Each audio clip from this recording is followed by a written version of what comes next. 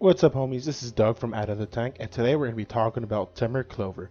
I know you guys heard a lot about this deck, but just telling you right now, it is still really competitive. I like Edgewall Innkeeper. You run 4 of, 4 phase, 1 new Embers Shieldbreaker for the fact that there's a lot of artifacts going around, especially against the mirror match. You just cast 1, destroy 2, and you're already setting them behind. It's really good. 1 Aether Guts for the fact that there's a lot of red and green decks like Simic and Mono Red. 4 Lucky Clover, staple. 4 Brazen Borrower. 4 Bone Crusher. 4 Lovestruck Beast. And 1 Clothis. We got 3 Escape of the Wilds. 4 Beanstalk. And then your lands. We're going to apply our styles, give it a little bit of pizzazz.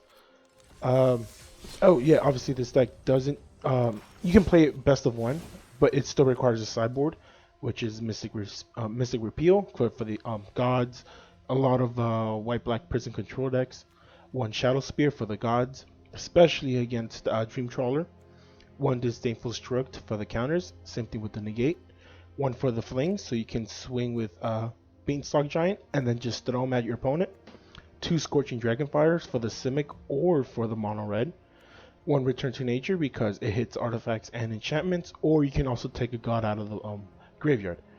Domri's Ambush for the fact that if your opponent goes Torbrand, doesn't want to swing with it, you can just go Lovestruck Beast or Bone Crusher and just get it off the board. You got 1 Flame Sweep for the Mono Black, Mono White that like to spam creatures, or just the Mono Red, just get them off the board.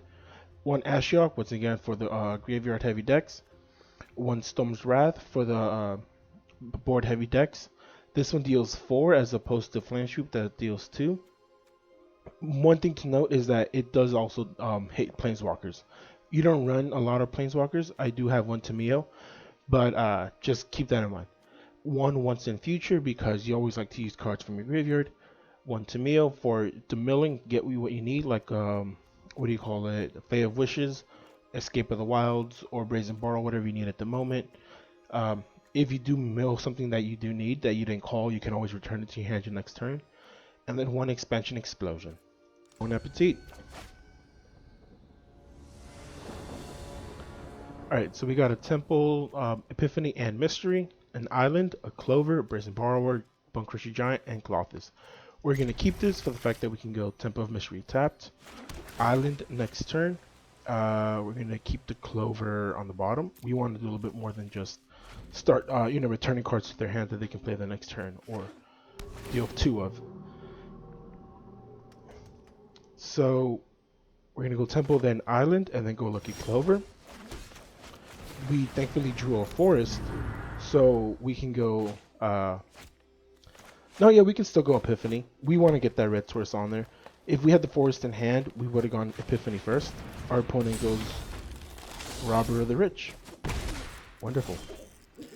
So we're going to go tap Epiphany. We're going to send that Forest to the bottom. And then we're going to pass turn. If he plays another creature, he's going to obviously play a land, tap out. Play creature, and then we can just bounce him back to hand. And we technically didn't lose anything for that turn. And then we can just get the untapped red source so we can start hitting his creatures. This looks to be Grow Aggro. Our opponent goes Bone Crusher. Deals 2 damage to us. That's fine. Since he's not going to take anything from us, we're just going to let it swing for 2. Losing 2 life is not a big deal. So here we're going to play Forest. We're going to go Beanstalk Giant. We're going to get 2 lands because of Clover. We're going to get a mountain. And we're going to get... We seem to have a lot of forests, so let's get the forest out of the way. And then we're going to pass turn. So with this deck, you do ramp up really quick. That's a big benefit to this. So you can start playing big creatures. Our opponent goes Gruul Spellbreaker. So what we're going to do is we're going to let it resolve. Is he going to give it the +1/+1 or the haste?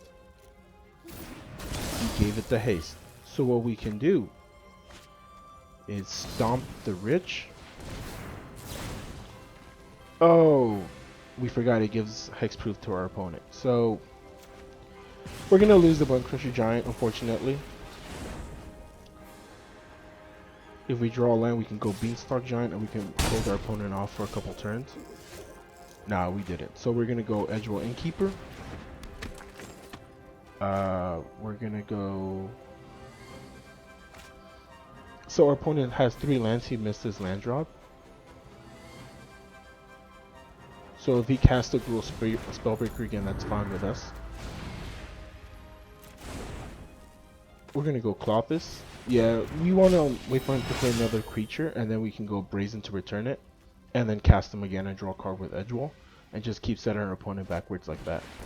He ends up going Clothis. That's perfect for us. He's gonna swing for 3. We're gonna go to 8, and we can still live with that. We do have ways of getting life back. And yeah, our opponent seems to be stuck on 3 lands. No blocks. Alright, we're gonna exile the Robber of the Rich. We're gonna gain 2 life. We're gonna Brazen. Return the Clothis. Return the Gruul Spellbreaker. Unfortunately, we played a Clover, so we're gonna lose one of the Brazens. But that's fine. We can just hardcast another Brazen, draw a card. Hopefully get a land. We did. So now we can go Beanstalk Giant next turn. And our opponent is going to be held back a turn for the fact that he's still at 3 mana. That's what happens when you get, what do you call it? Mana screwed.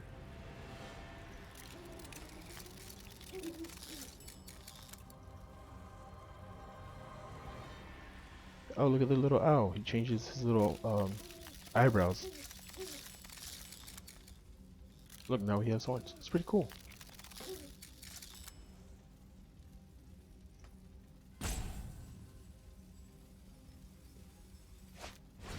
Our opponent goes Scorching Dragonfire on our Brazen Borrower. We're gonna exile the Scorching Dragonfire. We're gonna then hardcast the Beanstalk Giant for a 7/7. We draw a card. We drew Escape of the Wilds, which is right now a really boss card in this format if it doesn't get countered. You get to play 2 lands per turn, and you get so top 5 cards from your library. So you don't draw it, so it goes around Narset. Our opponent goes Questing Beast. He's gonna attack with it. We're gonna block as it doesn't tap and just get it off the board. Alright, we go. Let's get that Questing Beast off the graveyard. And now we have more life than they do, and they're an aggro deck. So we're gonna go. How do we want to do this? So we can play 2 lands. We can go Stomping Ground, Giant, get more mana.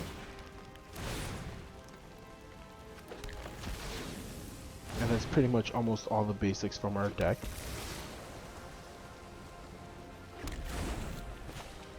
We're then gonna go Edgewell Innkeeper. And then we're gonna go Breeding Pool tapped and Lucky Clover. If we get another Giant, man, we're gonna be hitting him for 2, 4, 6, 8 damage. Attack with 1, he goes to 11, and we pass turn.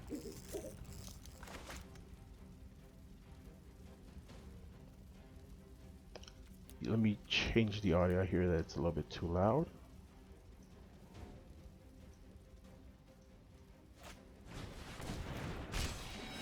Our opponent then goes Clothis.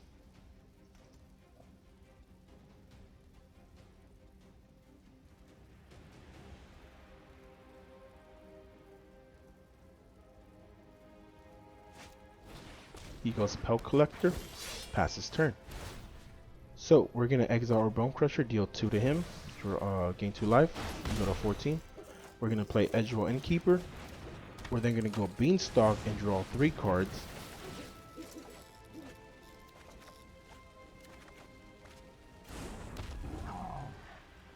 We're gonna play land, and then we're gonna attack with all. He's gonna obviously block. We want to get him before he goes back to his turn for the fact that he's gonna gain 2 life.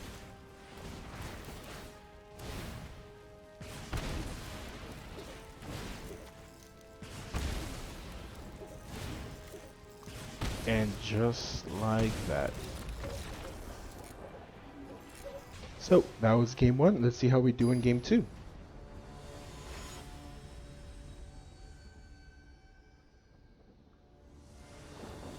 So one thing you do have to worry about is obviously flooding. Not like mana flooding, but for example, we're gonna send back the breeding pool. No, we're gonna send back the island. Yeah.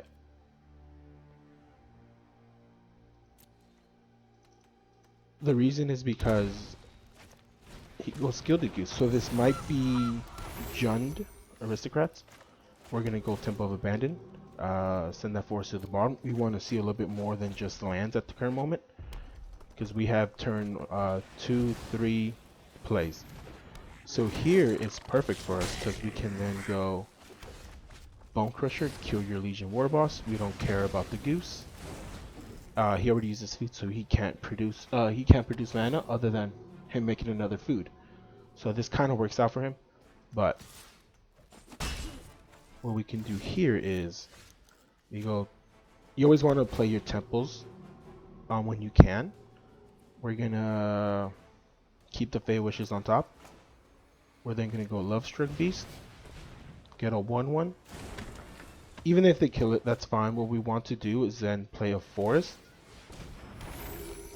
and then we can go Lovestruck Beast, Israel Innkeeper, then Lovestruck Beast, and then draw a card off of that. But once again, you want to be careful with flooding the board with a lot of creatures, because if they board wipe you, and let's just say you have 2 or 3 of these, it's gonna suck for you. You're not gonna draw, and that's what you want to do. You want to draw more cards with your Edge Keeper. Interesting. He goes Sunder Shaman. He plays another temple. Sends a card to the bottom, which is good for us. So here we're not going to play the breeding pool. What we're going to do is go Edgewall Innkeeper. Lovestruck Beast, draw a card. We drew Escape the Wilds, which we have more than enough mana to play. We're not going to attack. He's going to attack with the Sunder Shaman. We can block. Unless he has a pump spell. Domri's Ambush. Look at that. This card is really good right now. Like I said, if you have a 5/5 that matches yours, just give it that and you just trade. We're not going to block. We're going to take that 7 like a champ, because that's just how we do. He then goes Cranko Street Tin Street Kingpin. Alright, so here we're going to go Bone Crusher Giant. And that is one of the downsides to the deck. If you happen to have a lot of lands, you're going to draw a lot of lands. We're not going to attack. We can Brazen Borrower the Sunder Shaman if he decides to attack with a Cranko. Unless if he has Embercleave, it's going to suck for us. So what we're going to do is we're going to block here. And then chump block here. If he has Embercleave, no matter what, it's game. It's going to be a little bit too hard for us to come back from that. But it seems to me like he might not have it. Yeah, he didn't have it. Okay.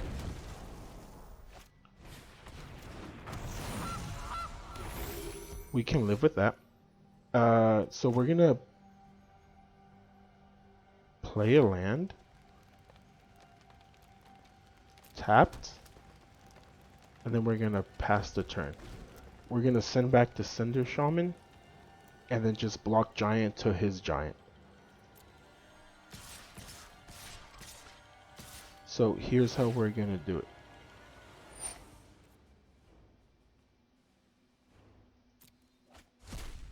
Okay, that's fine. He didn't exile Embercleave. He can play that, what do you call it? Paradise Druid if he wants to. We're going to block here. We're not going to block there. We're going to block here. And then our opponent has a chance to Embercleave now. He chose not to. We're going to return the Sunder Shaman. So we're going to take 2 in total. He's going to then play the Cinder Shaman or the Paradise Druid.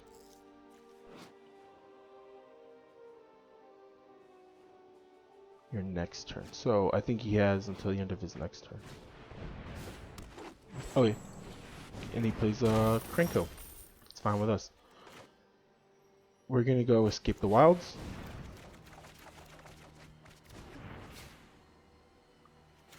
Unfortunately, we did not get, what do you call it, Clover. So we're just going to Bone Crusher the Krenko. We don't want him to pump it up. We're then going to go Temple of Epiphany, play our temples as soon as possible.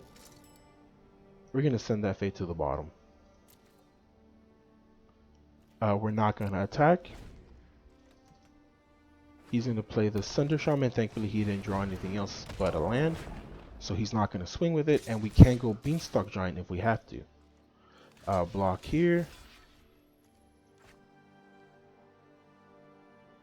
No, we want to draw with our Beanstalk. We want to get our Clawfist that gives us life. So.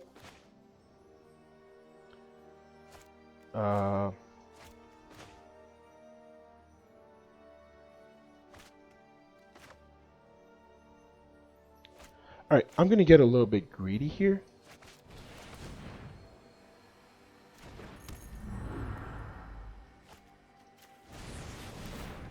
Yeah, I'm definitely going to get a little bit greedy here. Since we got the Clover. Give me that Forest. Give me that Island. So when I do play him, he has no chance of getting rid of him. Give me that Island again, and then give me that Forest.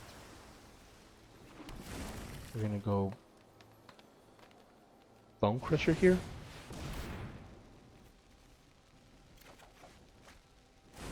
We did draw with Brazen Borrower. We're then going to go Shield Breaker. We draw a card for that. We drew another Giant. And then these are all in story, adventure. We are not going to attack. So this all comes down to if you got an Evercleave. Or just any other creature. Oh, Tectonic Giant, it doesn't have haste. That's good for us. He attacks with a Shaman. We're going to block. For some odd reason, there's a bug that... Oh, only one creature can... Okay, never mind. So whenever there's a creature with Menace, you can't choose 2 and block with it. You have to do 1 block, and then choose another creature to block. It's a weird bug. But that's fine with us. We're then going to go Giant. Draw a card. 2, 3, 4, 5, 6. We're going to go Edgewall Innkeeper. We have 30 cards in our deck. So we should be fine. We can return 2 creatures. Yeah, enters tapped on our land, and then we pass turn. So we have a 14/14 blocker on board.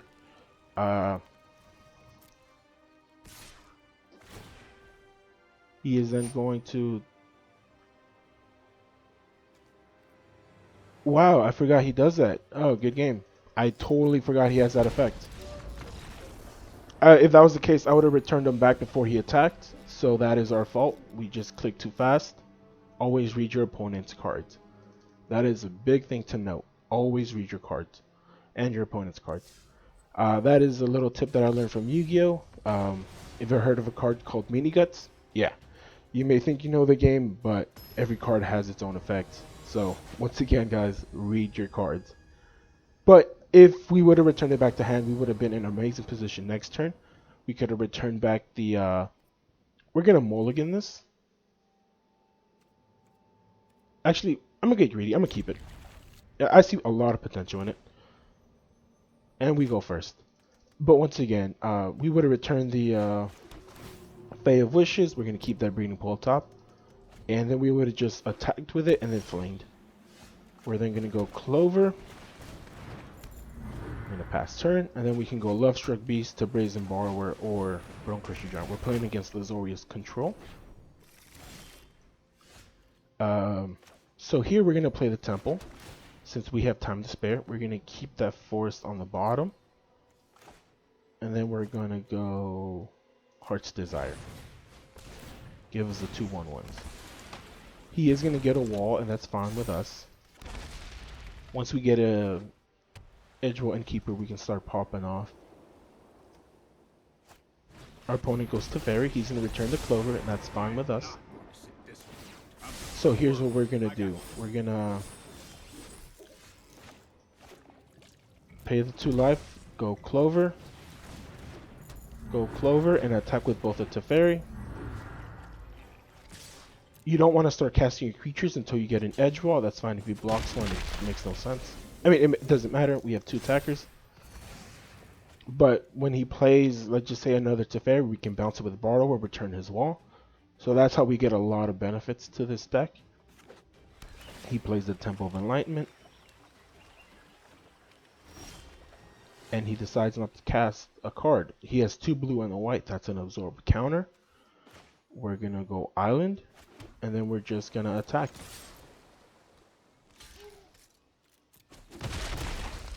And then we're going to end our turn. He's going to then go Castle Ardenvale. He has 5 mana on the board. He goes Narset. That's fine with us. That is a Dovin's Veto negate right there. Are bound by threads of time.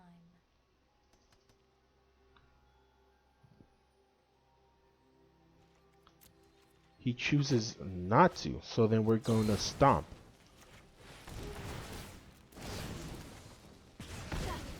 Contain your rage. And we're just going to aim it all with Narset because we love to draw here. Alright, it is our turn. So at this point, he did not play a creature. I mean, he did not do anything, so we're just going to go with Bone Crusher. For the fact that if he does Shatter the Sky, well, we're going to draw a card off of that, and that's what we want. He is at 20, we are 18. Our opponent goes Temple of Enlightenment.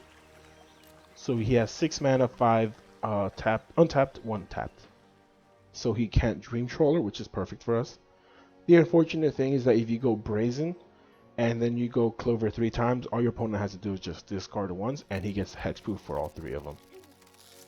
So it is now our turn, and let's see if he's going to negate this. We're just going to swing it all at him. We want him to negate so we can go Fae of Wishes and get a Tameo. He is choosing not to negate. He might negate the original Bone Crusher, and it looks like he is. He did not. Alright, so then we're going to then go attack all. He's going to block with the wall.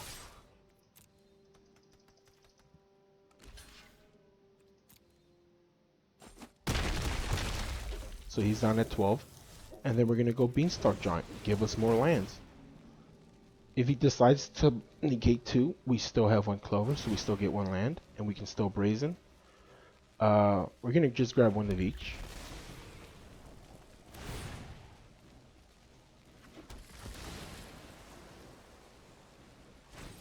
And he chooses to absorb that. That is fine with us. And then we pass turn. We don't want to, once again, flood the board for the fact that we know he has a Shatter the Sky. Oh, that is so perfect with us. And I will show you why. We are going to Fae of Wishes. We get 3 cards to our hand. And our opponent scoops. We're just going to get more and more benefits, just like that.